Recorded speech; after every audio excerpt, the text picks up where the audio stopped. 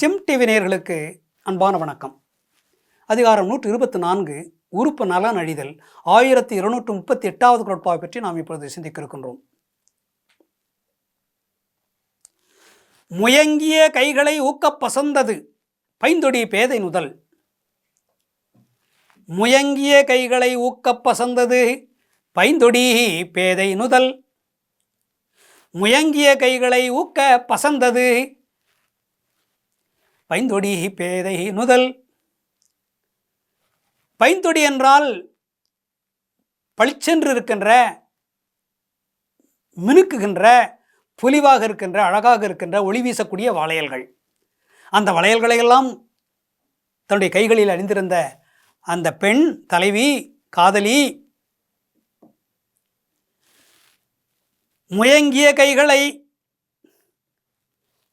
தன் கணவனை கட்டி தழுவுகின்ற பொழுது உடல் உறவு கொள்ளுகின்ற சமயத்திலே கட்டி தழுவார்கள் கணவனும் மனைவியும், காதலனும் காதலியும். அப்படி இறுக கட்டி தழுவுகின்ற பொழுது முயங்கிய கைகளை ஊக்கப் பசந்தது பைந்தொடி பேதை நுதல். அந்த நேரத்திலே காதலி ஒன்றும் தெரியாதவளாகி விடுவாள், அறிவு மயங்கிவிடும். கட்டி தழுவி கொண்டிருக்கின்ற நேரத்தில் அவளுக்கு ஒன்றுமே தெரியாது, புத்தி வேலை செய்யாது, பேதையாகி விடுவார்கள். பேதை என்றால் அறிவு இல்லாதவர்கள் என்று பொருள், முட்டாள் என்று பொருள். பேதை. எப்பொழுது ஒரு பெண் பேதையாகி விடுவாள் என்றால், கணவன் கட்டி அணைத்திருக்கின்ற பொழுது அவளுக்கு ஒன்றுமே தெரியாது. உலகத்தில் என்ன நடக்கிறது என்றே ஒரு அறிவும் தெரியாது. என்ன நடக்கிறது என்று தெளிவே இருக்காது, அறிவே இருக்காது.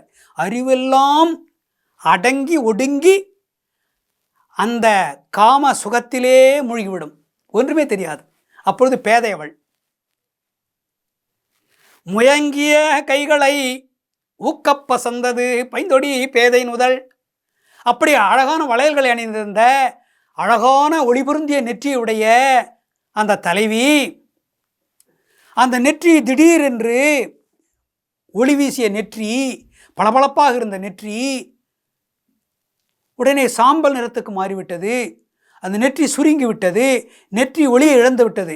என்ன காரணம் என்றால், கட்டி தழுவி இருந்த அந்த கைகள் திடீரென்று விலகிவிட்டன. ஆசையாக உடலுறவு கொள்வதற்காக கட்டி அணைத்திருந்த அந்த கைகள் திடீரென்று விலகிவிட்டன. அதற்கு என்ன காரணமோ தெரியாது. யாராவது கதவை தட்டியிருக்கலாம், அவசரமாக யாராவது கூப்பிட்டிருக்கலாம், பேரை சொல்லி அழைத்திருக்கலாம், ஓடி வாருங்கள் என்று இவர்களை கூப்பிட்டிருக்கலாம், கதவை திறங்கள் என்று சொல்லியிருக்கலாம். ஏதோ ஒரு காரணம், அல்லது இருவரில் யாருக்கோ ஒருவருக்கு உடல் உபாதை ஏற்பட்டு, உடலில் ஏதோ வலி ஏற்பட்டு, அந்த வலியின் காரணமாக அந்த கையை விலக்கியிருக்கலாம். கட்டி அணைத்திருந்த கைகள் உடனே விலகிவிட்டன. அந்த விலகுகின்ற நேரத்திலே அந்த இன்பத்தை அடைய முடியவில்லை என்ற வருத்தத்தினாலே ஒளி பொருந்திய நெற்றியானது வேர்வை சிந்தி, விறுவிறுத்து, வேர்த்து, உப்பு பூத்து சாம்பல் நிறமாக மாறிவிடும். ஒளி பொருந்திய அந்த நெற்றி, தலைவியினுடைய ஒளி பொருந்திய நெற்றி சாம்பல் நிறமாக மாறிவிடும், உப்பு பூத்துவிடும். வருத்தமான நீர் வருந்தி அந்த வருத்தத்தினாலே வேர்வை ஏற்பட்டு, அந்த வேர்வையிலிருந்து வருகின்ற உப்பானது வெள்ளை நிறத்திலே மாறி அந்த பொன்னிறமான அந்த நெற்றியை வெண்மை நிறமாக மாற்றி விடுகிறது. அந்த ஒளி பொருந்திய நெற்றி இப்பொழுது ஒளி இழந்து விடுகிறது. இதற்கு காரணம், கட்டி அணைத்திருந்த கைகள் திடீரென்று விலகியதான் காரணம். அப்படி விலகக்கூடாது. அந்த காட்சியை யாராலும் மறக்கவே முடியாது. அந்த காதலி வாழ்நாளில் என்றைக்குமே மறக்க மாட்டாள். உடலுறவு கிடைக்கும், இன்பத்தில் மூழ்கலாம் என்று காத்திருந்த அவளுக்கு திடீரென்று கை விலகிவிட்டனால் என்ன ஏற்படுகிறது என்றால், உடல் உறுப்புகள் எல்லாமே வாடிவிடும். இன்பத்தை அடையாத பொழுது இன்பத்தை நுகர முடியவில்லை என்று ஒவ்வொரு உறுப்பும் அழும். ஒவ்வொரு உறுப்பும் தன்னுடைய அழகில் இருந்து குன்றிவிடும். அதையெல்லாம் நினைத்து கொண்டு இன்று அப்படிப்பட்ட அந்த சுகத்தையெல்லாம் நினைத்து பார்த்து, அவர் வரவில்லையே, இதையெல்லாம் அவரிடத்தில் சொல்லலாம் என்றால் அவர் வரவில்லையே, அப்படிப்பட்ட நிகழ்வு, அதுவே நான் தாங்கிக் கொண்டேன்.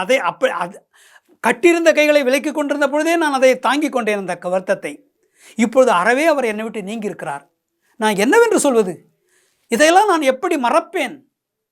இப்படி என்னுடைய உறுப்புகள் எல்லாம் நாளுக்கு நாள் உறுப்புகள் எல்லாம் அழிந்து கொண்டே வருகின்றன. உடல் நோயும் மனநோயும் அதிகமாகிக் கொண்டே வருகிறது. எப்பொழுது வருவாரோ என்று ஏங்கி புலம்புகின்றாள் தலைவி.